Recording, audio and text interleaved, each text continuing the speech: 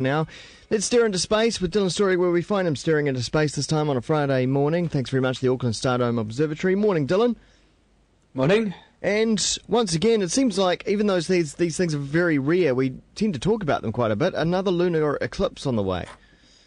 Yeah, they happen quite regularly for rare events, don't they? Don't they just? Yeah. Yeah. Well, of course, just the other day we were talking about a solar eclipse which happened, what was it, a fortnight ago or something? It was election night, wasn't it? Yeah, it was night before election. And so now we've got a lunar eclipse, which is the opposite. It's the Earth going into the it's the moon going into the Earth's shadow. In fact, it must be exactly a fortnight, mustn't it, since the solar eclipse? Because the solar eclipse must happen at full moon. Yeah. At new moon. Yeah. And so exactly half a month later, which is now the we're half a moon cycle later, so the moon will be in a position to go through the Earth's shadow. So when you say, is it tonight? No, sorry, it's Saturday night. Well, Sunday morning, actually. Okay, what time? So the first eclipse, the first eclipsing starts at 12:30 at night, Sunday morning, where the moon enters the Earth's partial shadow or penumbra. Yeah. At 1:46, the moon will enter the Earth's full shadow, which is called the umbra, and the moon will be completely inside the umbra at between 3 a.m. and 4 a.m. So that's when it will be completely eclipsed, blocked out, and then after that, it will come out of the eclipse. But I'm expecting I'll be going to bed at that stage. So yeah, so it's going to be a long night for eclipse watchers. Moon lovers. Well, I've only just realised how late it is, and started to slightly regret offering to help out at Stardome Observatory that night. Is Stardome going to be open all night? Yeah, pretty much. I think. Yep. There's going to be normal shows in the evening, and then there's a special showing of the Pink Floyd show, Dark Side of the Moon, at 12 o'clock. Yeah. Yeah.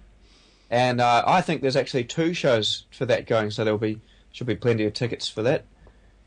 And so after that, there's eclipse viewing, and it's so there'll be telescopes set up and people there pointing out what's going on and showing how it all works and all that sort of stuff. And then all the photos will be starting to hit the web and Twitter and whatnot, all the social networks. And of course, no doubt they'll end up featuring it probably in the paper on Monday.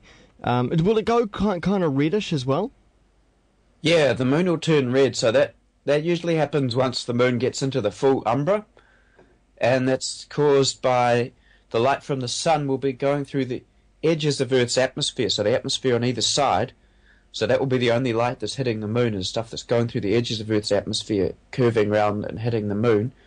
And because our sky is blue, that means our atmosphere scatters all the blue light, so it's like the Earth's atmosphere robs all the blue part of the spectrum out, so what goes on to hit the moon in that event is heavy in the red end of the spectrum. Mm.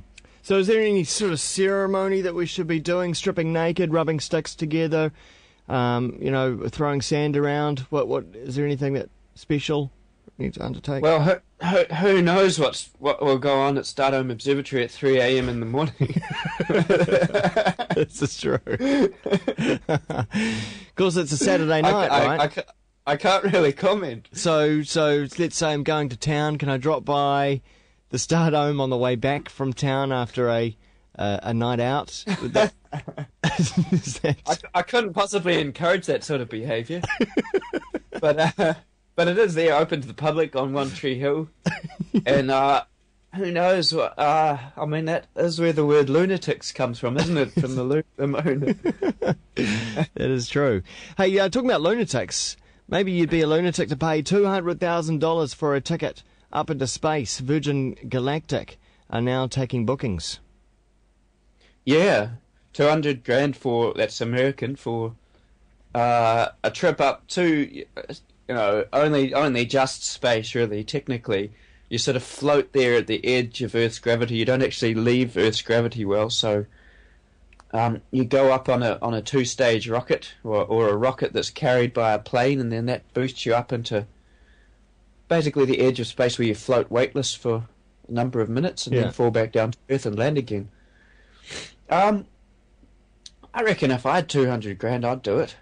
Yeah. Sure, you're not technically in space because you're not orbiting, but it'd be pretty awesome to be sort of that far out of Earth and be weightless for a few minutes. You'd see the blackness of space, wouldn't you? And the definite sort of barrier between the atmosphere and space. Yeah. Okay. Yeah, you would. And the curvature of the Earth and all that. You definitely see the curvature of the Earth. Yeah. Okay.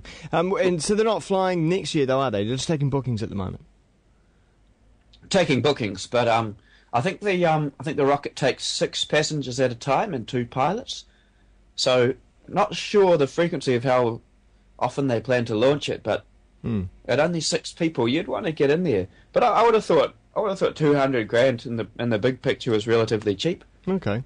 For that sort of experience. It's a one-off. No, would you do it? If it were, I'm kind of chicken when it comes to these kind of things. Strapping yourself to a rocket and heading up to the edges of space. I don't know. That's the right stuff, kind of stuff, isn't it? I mean, that's the edges of it's pushing the boundaries. I guess the scenario I'd imagined where I would do it would be if I was a sort of older person who owned a house or something and then got diagnosed with a terminal disease and I thought, I'll sell up my house and put all that equity into this one trip. But then, then the danger wouldn't be such an issue, would it? But then again, I mean, if you get prepared to do that at that stage of life, then you're acknowledging that it's an important thing for you to do and live life every day like it was your last and all that. So why not? Yeah, that's true. Yeah, and I know I've been lucky enough to talk to hear a few astronauts talk, and I've spoken with one, and they all talk about this perspective-changing experience that going into space is, and seeing the Earth below you, and sort of getting that unique perspective on where we live on this fragile environment and planet. And all the astronauts also talk about the environmental destruction they can see from orbit. Right. And they're all quite dismayed about it. Kind of ironic with the fact that they burn up all this carbon fuel to get up there. Yeah, yeah. Although, in the grand scheme of things, the technological payoffs that space exploration has, compared to the sort of the number of cars making small journeys or all the little polluting things on Earth. I mean, I'm probably biased because I'm a fan of space travel, but I'd say by far the biggest polluters are the terrestrial ones. No, you'd be right there. Dylan, that's some interesting stuff. So don't forget the lunar eclipse on Saturday evening at the Auckland Star Dome Observatory, or wherever you are as well. And Dylan Storey on Twitter if you want to continue the conversation there. Thanks very much for joining us. Yes, thanks, Wimbo.